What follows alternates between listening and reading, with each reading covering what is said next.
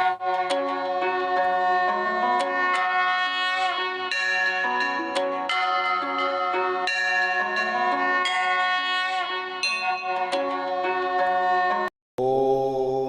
श्री राम। स्वागत है आपका आदर्श धर्म सनातन धर्म यूट्यूब चैनल की अनसुनी कथा कहानी प्रसंग में।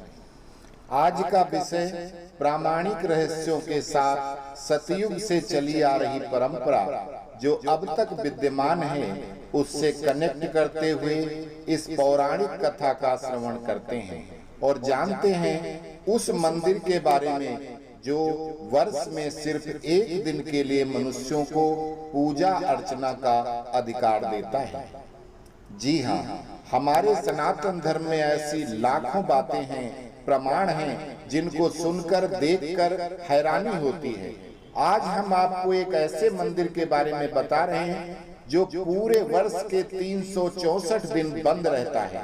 वहाँ कोई मनुष्य पूजा अर्चना नहीं कर सकता, किंतु वर्ष का एक दिन रक्षाबंधन वाला दिन है, जिस दिन इस मंदिर को सभी मनुष्यों की पूजा अर्चना के लिए खोल दिया जाता है। और उसके भी पूजा करने के नियम हैं कि उस दिन भी केवल सूर्य ढलने से पहले तक ही पूजा अर्चना किए जाने का नियम है। हम जिस मंदिर के बारे में आपको बता रहे हैं वो उत्तराखंड राज्य के चमोली जिले में स्थित है। इस मंदिर का नाम वंशी नारायण मंदिर है। पौराणिक मान्यताओं के अनुसार यहाँ पर सतयुग काल से एक छोटी सी गुफा जैसी थी, जिसमें एक भगवान विष्णु की मूर्ति थी, जिसकी देव ऋषि पूजा किया करते थे।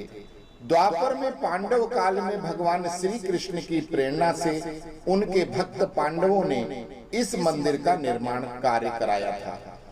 यूं तो ये मंदिर पूरे वर्ष बंद रहता है, लेकिन रक्षाबंधन के दिन जरूर खुलता है। वो भी सिर्फ सुबह सूर्य उदय से लेकर पूर्ण सूर्य अस्त के पहले ही बंद कर दिया जाता है।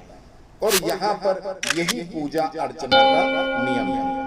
मान्यता के अनुसार इस मंदिर में साल के 364 दिन देव ऋषि नारद भगवान श्री नारायण की पूजा अर्चना करते हैं और यहाँ पर मनुष्यों को पूजा का अधिकार सिर्फ एक दिन के लिए है। यह मंदिर कत्यूरी शैली में बना हुआ लगभग 10 फुट ऊंचा मंदिर है। इसका गर्भगृह भी वर्गाकार है। यहाँ चतुर्भुज रूप से भगवान विष्णु विद्यमान है। इस प्रतिमा की एक खासियत और है, जिसको आज तक कोई वैज्ञानिक भी नहीं समझ पाए। इस प्रतिमा में भगवान विष्णु और भगवान भोलेनाथ शिव के एक साथ दर्शन होते हैं।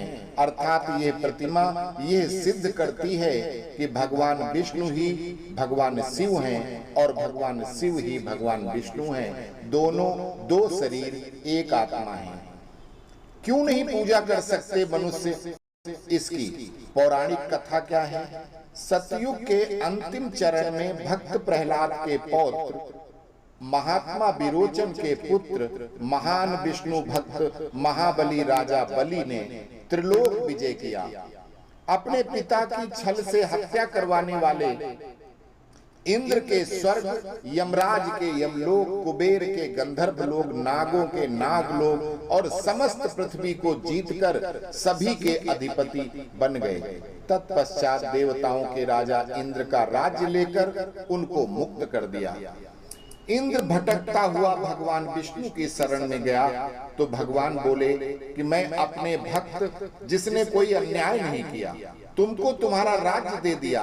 फर्क इतना है कि तुम उसके अधीन होकर राज्य कर रहे हो। महात्मा बलि ने आपके परिवार को कोई कष्ट नहीं दिया है। आपकी माता पृथ्वी लोक पर मेरी तपस्या कर रही हैं। उनके द्वारा वांछित वरदान में मुझे मानव अवतार लेना होगा और इसके बाद ही तुम्हारी समस्या का समाधान होगा। भगवान देवी अदिति के समक्ष प्रकट होते हैं और उनके द्वारा प्रभु को पुत्र रूप में पाने की कामना की जाती है। प्रभु ने एव मस्तु कहकर देवी अदिति के गर्भ से अवतार लिया। देवी अदिति ने उनका नाम उपेंद्र रखा। बालक उपेंद्र एक छोटे कद वाले थे, किंतु उनकी विद्वता की ख्याति दूर दूर तक थी।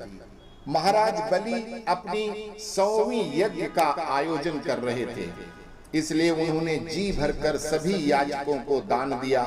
सबसे अंत में एक छोटा बालक उपेंद्र रूपी भगवान नारायण स्वयं पहुंचते हैं और अपने लिए सिर्फ 3.5 पग जमीन मांगते हैं।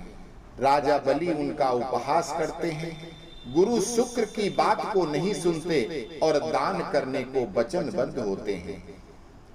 जब संकल्प कर रहे होते हैं, शुक्राचार्य तो जानते थे कि ये भगवान विष्णु हैं, अतः वो छोटा रूप बनाकर जल के गड़वे में बैठ गए और जल ही न जा सके जिससे संकल्प पूरा न हो सके, इसलिए वो अपने शरीर के साथ गड़वे के अंदर बैठ गए जो जल का था। अब उसमें जो टूटी लगी होती है जिससे जल निकलता है, वहां पर उनकी आंख थी, किंतु भगवान विष्णु ने एक कुशा से उसकी टूटी में साफ करने के बहाने से शुक्राचार्य की एक आंख फोड़ दी। शुक्राचार्य चीख कर रक्त रंजित जल से बाहर आ गए और जल निकला, संकल्प पूरा हो गया। अब संकल्प होने के बाद अब भगवान ने अपना रूप बढ़ाकर 3 पग में तीनों लोक नाप लिए, आधा पग कहाँ रखें। महादानी महात्मा बलि ने कहा कि मेरे सिर पर प्रभु। भगवान प्रसन्न हुए, अपना पैर उनके सिर पर रखा तो बलि पृथ्वी में धंसते हुए सीधे 7वें पाताल लोक में पहुंच गए। वहीं प्रभु ने उनको चतुर्भुज रूप में दर्शन दिए और उनको अजर अमर कर दिया। उनको आशीर्वाद दिया कि अगले कल्प के आप ही इंद्र होंगे, तब तक आप पाताल के राजा रहेंगे, और कुछ मांग लो। राजा बलि ने कहा, प्रभु अगर आप मुझ पर प्रसन्न हैं तो आप उसी उपेंद्र रूप में मेरे प्रत्येक द्वार पर रहो, ताकि मैं जब भी जिस द्वार को देखूं तो प्रभु आपके दर्शन हो। भगवान वचनबद्ध थे, उन्होंने एवमस्तु कहा और हमेशा के लिए उनके द्वारपाल बन गए। इधर भगवान विष्णु के कई दिनों तक दर्शन न होने के कारण माता लक्ष्मी परेशान होकर नारद को पुकारती हैं। नारद जी बोले, माता नारायण तो पाताल के द्वारपाल हैं। सारी कथा सुनाई। माता ने कहा कि क्या उपाय है देव ऋषि कि अपने प्रभु वापस आ जाएं। नारद ने कहा कि माता अगर आप मुझसे उपाय पूछती हो तो आपको मैं एक उपाय अवश्य बताऊंगा। आप राजा बलि को रक्षा बंधन पर राखी बांधकर उनको अपना भाई बना लो, फिर दानवीर अपनी बहन को राखी के बदले रक्षा का वचन देंगे तो आप अपने पति को वापस मांग लें। माता को यह युक्ति पसंद आई, किंतु बोली कि मैं कभी पाताल तो गई नहीं देव ऋषि, इसलिए तुम साथ में चलो। नारद बोले, इस नारायण और भगवान शिव द्वारा एकीकृत इस विग्रह मूर्ति की मैं हमेशा से सेवा करता आया हूँ, इनकी पूजा मैं अनवरत करता हूँ, मैं खुद करता हूँ, ये मेरी प्रतिज्ञा है। मैं कहीं भी रहूं इस मूर्ति की अर्चना पूजा मैं स्वयं करता हूँ, मैं आपके साथ कैसे जा सकता हूँ। माता लक्ष्मी क्रोधित होती हैं और कहती हैं कि अगर तुम साथ नहीं चले तो मैं तुम्हें श्राप दे दूंगी, चलो ये मेरी आज्ञा है। अब माता की आज्ञा कैसे टाल सकते थे देव ऋषि, भला अपना अहित कैसे करते। तो एक दिन के लिए मन की गति से नारद रक्षा बंधन के दिन पाताल गए थे माता लक्ष्मी के साथ, और उस दिन गुफा द्वार को खुला देखकर वहां कालगोठ गांव के एक ब्राह्मण पुजारी जो उधर से गुजरे थे और माता लक्ष्मी और नारद की बातें सुनी थी, अतः उन्होंने उस दिन भगवान बंसी नारायण की पूजा की।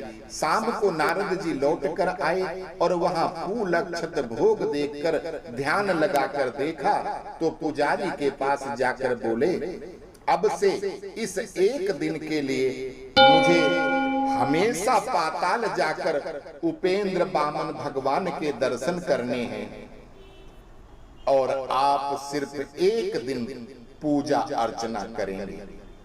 और तब से कलगोट गांव के प्रत्येक घर से भगवान श्री नारायण के लिए मक्खन आता है, जिससे प्रसाद बनता है। और श्रावण पूर्णिमा के दिन भगवान नारायण का श्रृंगार होता है। गांव के सभी लोग भगवान को रक्षा सूत्र बांधते हैं और सभी के कल्याण की, सुख समृद्धि की प्रार्थना करते हैं।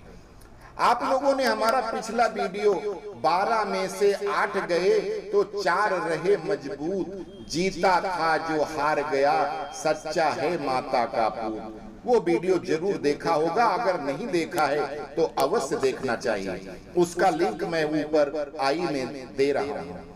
उस वीडियो में हमने विस्तार से बताया है कि कैसे माता लक्ष्मी ने बलि को राखी बांधकर उनको भाई बनाकर गिफ्ट में अपने पति को मांगा था, और भक्त बलि ने उनको साल के 8 महीने के लिए मुक्त कर दिया, किंतु 4 महीने अभी भी भक्त के द्वारपाल बनकर रहते हैं भगवान विष्णु। दिवाली के बाद देव उत्थान एकादशी के दिन प्रभु पाताल से अपनी ड्यूटी करके वापस आते हैं, फिर 8 महीने माता लक्ष्मी के पास रहते हैं।